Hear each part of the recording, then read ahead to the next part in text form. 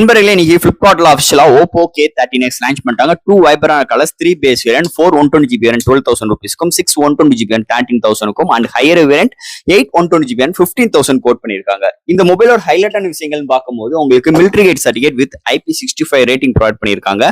அதை தவிர்த்து 6.67 இன்ச்ல IPS LCD display, H+ display, 120Hz refresh rate, Corning Gorilla Glass 7i ப்ரொடக்ஷனோட 1000 inch பிரைட்டரான டிஸ்பிளே ப்ரொவைட் பண்ணிருக்காங்க.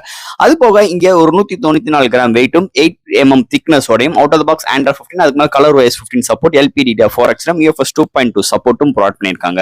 ஒரு 6000 mAh பேட்டரியும் 45 வாட் ஃபாஸ்ட் சார்ஜிங் சப்போர்ட்டும் இன்க்ளூட் பண்ணிருக்காங்க. And primary sensor 50MP 2MP thread ஃப்ரண்ட்ல 8MP செல்ஃபி கேமரா ப்ரொவைட் பண்ணிருக்காங்க. அண்ட் இதெல்லாம் handle பண்றதுக்கு MediaTek Dimensity 6300 சிப்செட் ஒரு 2.4 GHz கிளாக் ஸ்பீட் பண்ணி 8 கோர் ஆட்டோ கோர் ப்ராசஸரோட கலரிருக்காங்க.